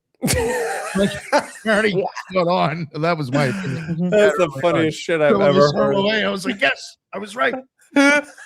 That's good. Well, that goes back to like the curating of the experience. He's right? like, yo, you're crazy, dude. You're saying good. that dude was knocking people off. That's good.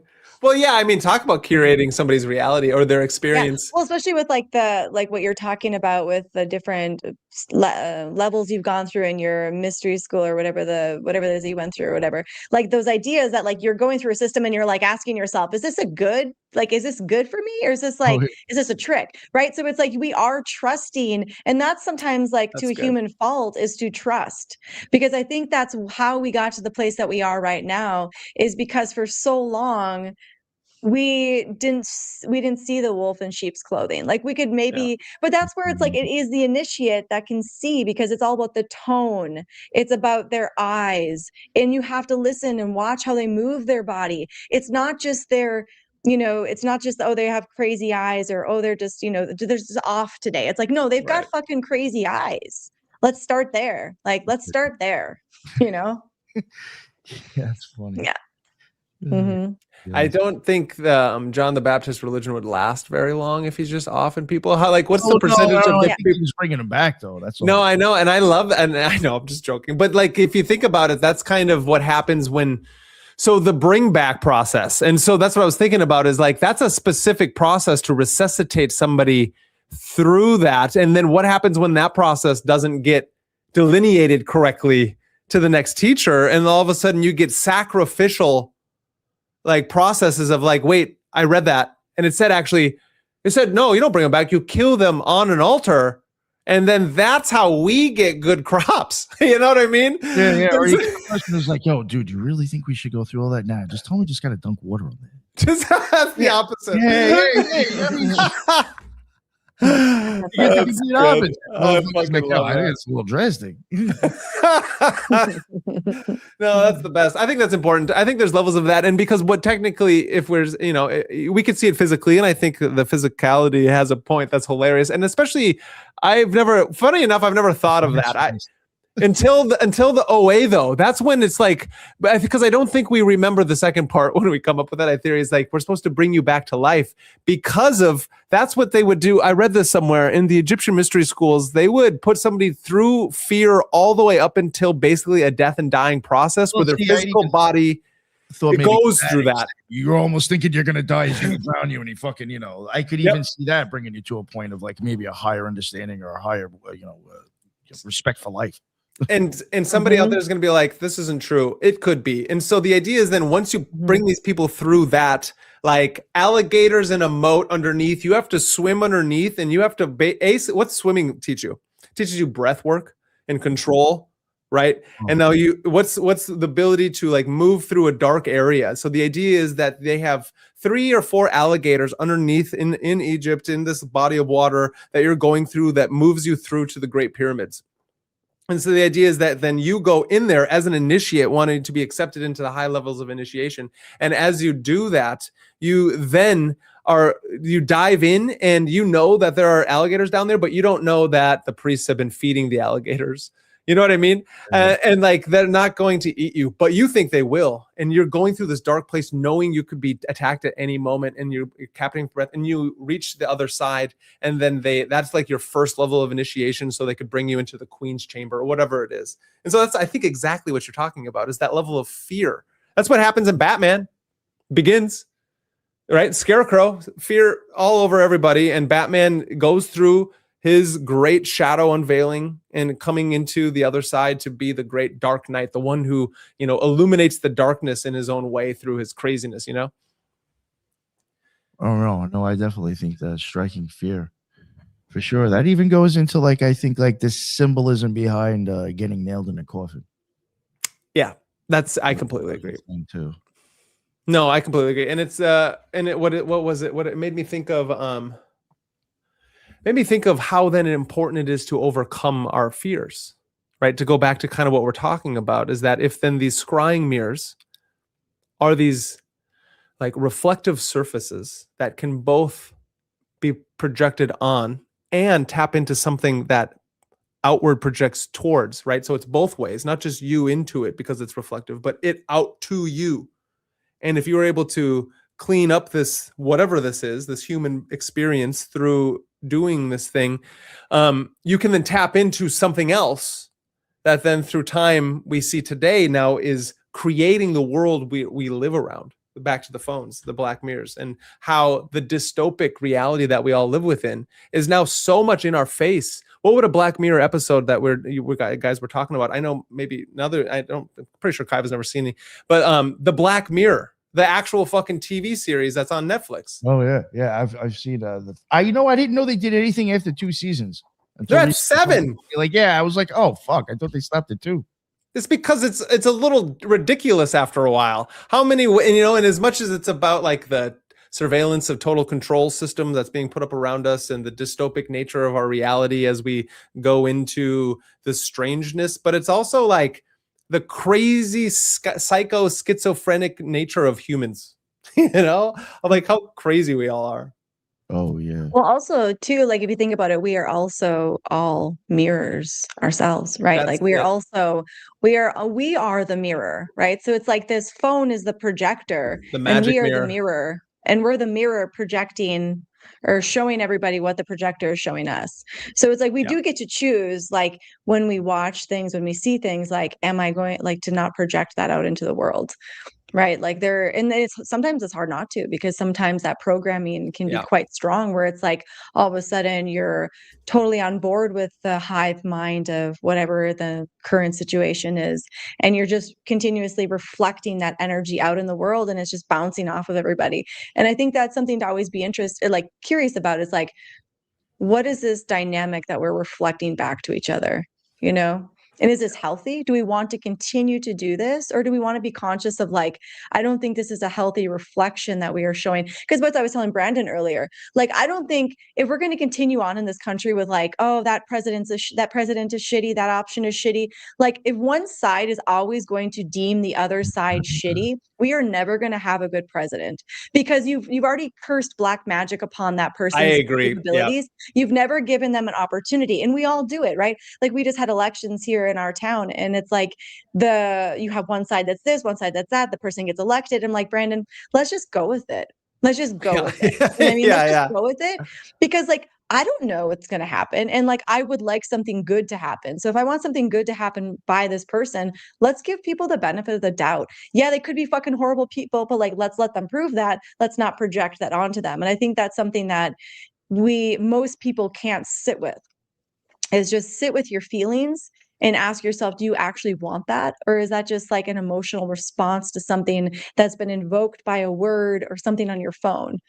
And that's where those like crazy sorcerers have the power over people, have the power over us, is when we let them invoke that energy. Yeah, I think if we stopped hating each other, it'd be a totally different situation. Yeah. I mean, to an extent, again, you know, it may not always, you know, I think both sides, you know, can screw us at times, but like, I think the people that we hate, it's like the right created the people for the left to hate. The left created the people. It's that Hegelian dialectic. Yeah, it's like they literally created the person for you to hate already. Yep, they curated that like, experience. Yeah. So like, we got to realize like this is one old mind fuck for us to hate each other. Let's let it go already. Yeah. No, I completely agree. And what's fascinating enough is like something. It's all fascinating. I feel like as doing shows live as a gnosis as the same as like recording them. It's like, why do I say it's fascinating? Why? Because life is fascinating at all times. But this mirror thing is kind of what we're talking about, and it's the same as like we all are reflecting our own insecurities and awful character and the monster within us all, with off of each other at all times. And it's like we forget that unless we try to cleanse our own eye, right? That's the idea of this whole thing of the black mirror, is that the black mirror is but just then the reflection and pushing out of these things that we can't understand. If we cleanse our eyes of perception, then the world will be seen as it is, beautiful in all ways. And I think that is what's really important through this process, is that we get to witness and view the beauty of all things, even through the strife of all nature. Why Buddhism, I guess, is one of the top tier. I don't really care what anybody says. Even Aleister Crowley himself, his teacher Alan Bennett, was like, fuck magic. I'm a Buddhist and I just need to breathe because I got lung problems. Isn't this true? Isn't Alan Bennett had lung issues? And that's why he went off, and the only place he could like not feel sick was in like the Himalayas or wherever he was in India and in China at those time frames. Yeah. And so he was a Golden Dawn member who then taught Crowley and went off and helped him with the AA and stuff like that. But I think it's fascinating, this being able to witness the different realms of what, and not getting caught within the first 9, but that first or 10th realm, what is it? That Buddhahood. It's just awakening, right? That's and if we can wake up, consistency. Yeah. It's the what?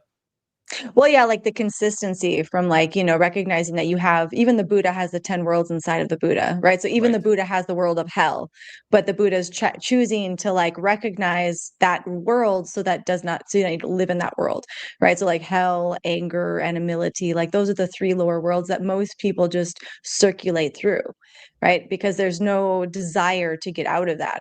It's like they just go from anger to hunger to, tearing each other apart, just instincts, right? So it is interesting.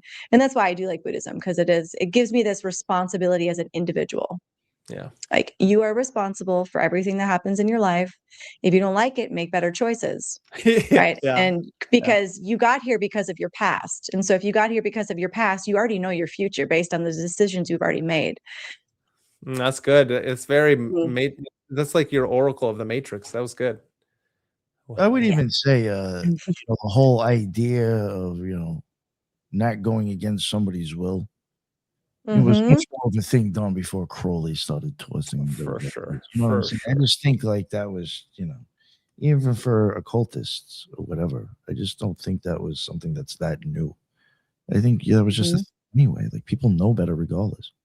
Yeah. Mhm. Yeah, and then differentiating the will from the want, which is really important because the want is within the 10 worlds, and then like the will is the will of Buddha, the will of waking, just trying to Mhm. keep enlightened or whatever that state of consciousness is, which is then like in another model of viewing it, trying to balance out the lower circuits or chakras or whatever this model is, right? As we pass through all the way up Mhm. into whatever this Buddhahood or this higher state of trying to live in the world, right?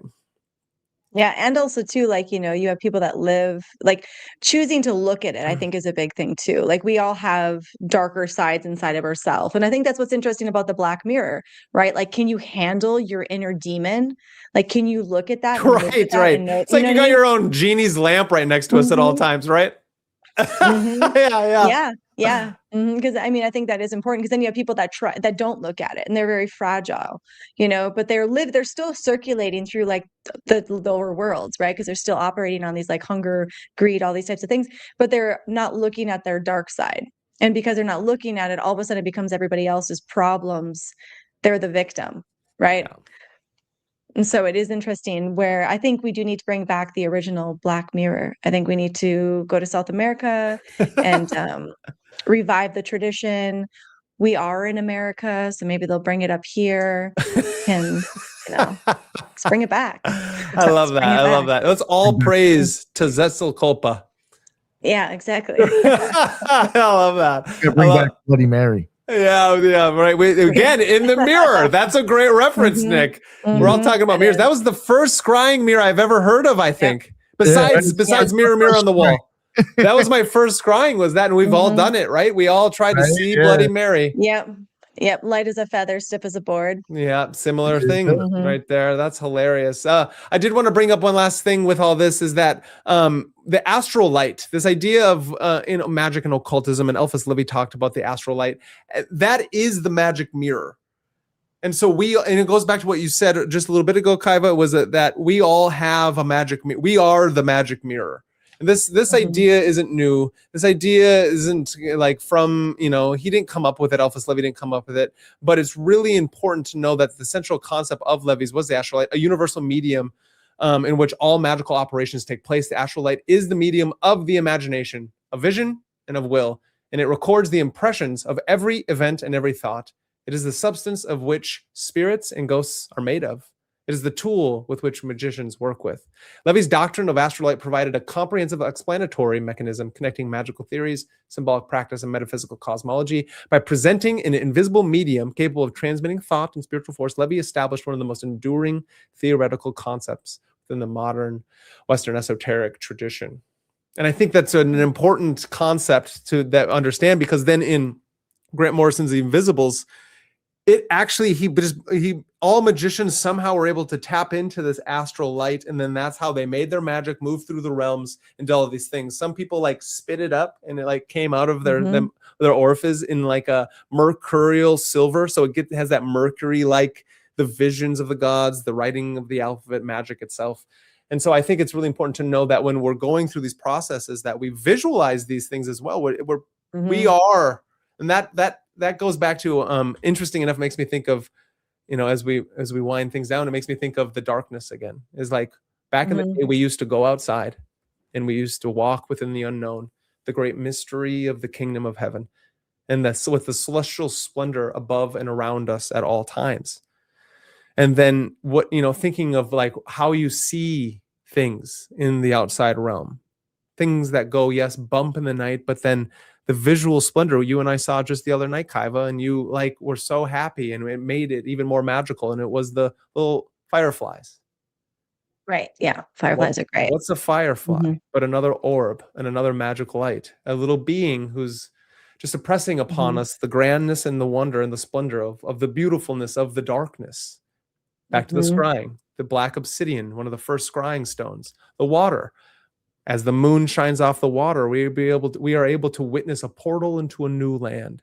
It's not always just a cupboard in the back of a closet, right? Sometimes it is a mirror or a strange watery substance. There's something else I was watching, and it's like to get into the Fey realm, you jump over a bridge and into the water, and out you pop and you come the other side. But you can only do it as the moonlight shines upon the water, and that is the time that the Fey creatures allow humans to walk into the other realm. I find that to be beautiful, and I think it's important that we don't fear what is coming, but understand that we can become sovereign and allow these tools, this technology that we've been with for a very long time, to guide us in a way that realize we are the ones guiding ourselves. Because every little thing we do with these magical tools reflects it back upon us, and forever creates this Russian nesting dolls, as we're understanding what it takes to become sovereign magicians and actual humans in this world. How do you guys feel?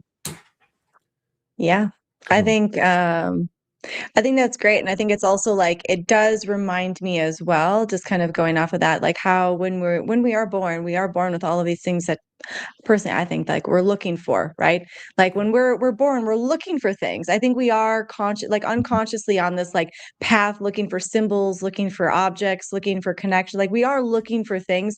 So I think it's always looking for the real, looking for the authentic, looking for the pure, making sure that when we want to have magical experiences, we're not going for the 3 drops of water on the head. We're fucking diving in the pool and we're getting in there and we're having that rebirth experience, like looking for the actual authentic thing, where like temples and all that stuff are really fantastic and great, but also is the pure earth and nature that we live in, the non-curated experience of somebody else's idea of God.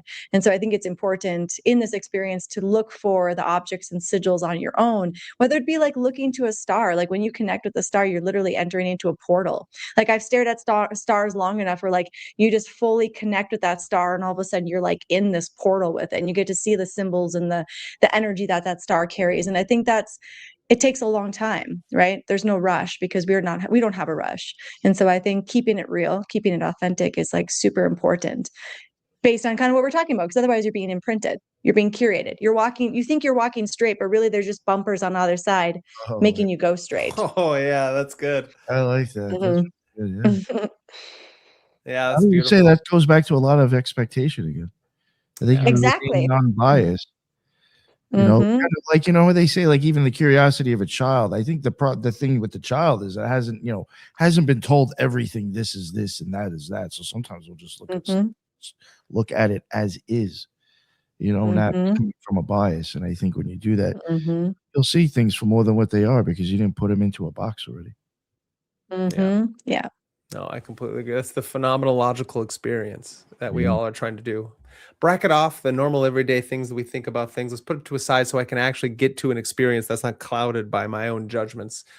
Just like I see is the fault of a lot of those in the community that are around, in most communities, it's the human fault. And that's why it's really important to look at our own perceptions and misperceptions, and understand that even when I'm doing something like the great work, like my own magic in my own home and my own temple, am I clouding the divination scrying process of understanding that maybe the thing that I'm reading isn't quite correct? So I need to, go back to the basics and retune the implement that I'm using to perceive said whatever, fill in the blank, and I think we can all finally get to something that matters. And then we can actually ask the real questions about ourselves. And then we can come out here and chat about it like we do here, when we're trying to be all like, I have there's something going on here.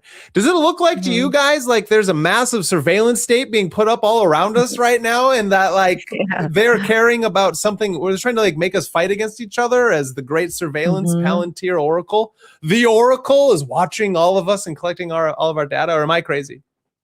Oh, that's what I don't trust the aliens. Yeah.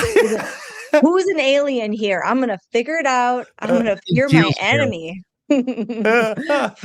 That's beautiful. Well, it's wonderful. Nick, this has been fantastic. How do you feel?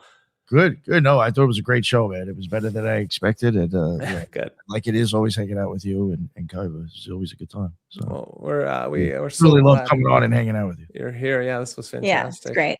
And this was fun.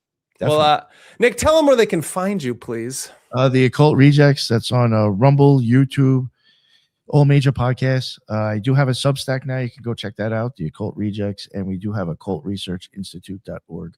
You can check that out as well. Beautiful. Are you doing anything? What's your next few things coming out?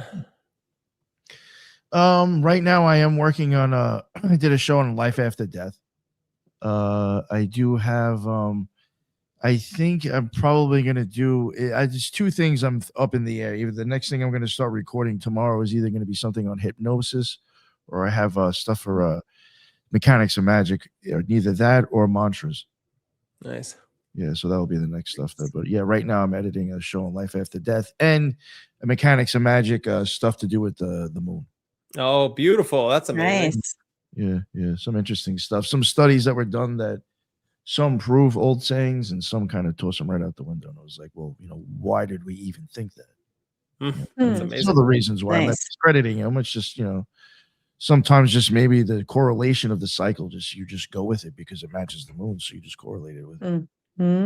But, yeah. Definitely interesting. And I even put that whole idea about, again, what it was like when you were only using the moon for light at night. Yeah, that's crazy. Yeah, that's beautiful. I'm excited. Yeah, that's amazing. Yeah, so everyone make sure to go check out all the great work that Nick's doing with the occulted science and mechanics of it all. Kaiva, what are you doing? I am still currently writing book 3 of my Root Odyssey series.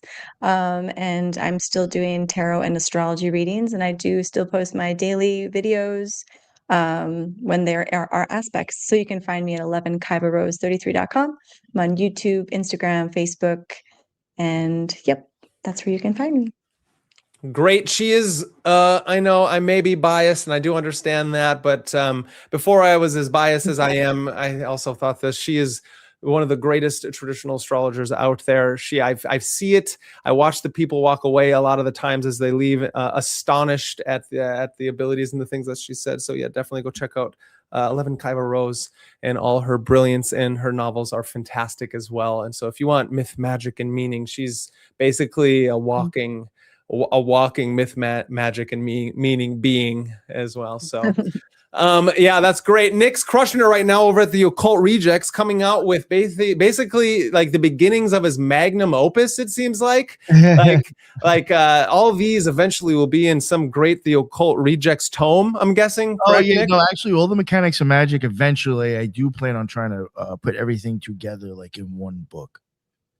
It'll be like my version of magic in theory and practice, but just a different angle. I love that. No, yeah, but it'll be showing you how I think, like, through all those things, will be showing you just like your whole theory, as I do think basically in the end of it is mastering your own nervous system. Yeah. Because you're going to see everything's affecting it. Yeah. Yep. Nailed it. And that's what magic's been trying to teach us in mysticism for years. So everybody out there, MagusintheMedia is here to bring you myth, magic, and meaning in the stories and the feelings and the life that we are living. And that is the things that we love. And as we know, the world is getting stranger. And we have to understand that if you are one like us all that wake up every day and use the technology that is around us, you pick up your phone and you check your calendar, you go to your TV, you flip on the news, that one of these days, if you haven't already, you must understand that you must see the Fnords. Because if you're not seeing the Fnords are definitely seeing you. And in this strange day and age, those Fnords are the ones that are egregorically controlling you in this demiurgic arcanic control structure. So if we don't use the technology for the good, for the magician within, then the dark sorcerers will forever be holding you down. Tonight was the real Black Mirror Part 2, Opticals, Oracles, and the Nervous System, with Kaiva Rose and the Occult Reject himself, Cardinal Electric Head. I appreciate every one of you out there. If you haven't, subscribe, like, and share, not only to MagusintheMedia, but to both Kaiva Rose and the Occult Rejects. And until next time, good night.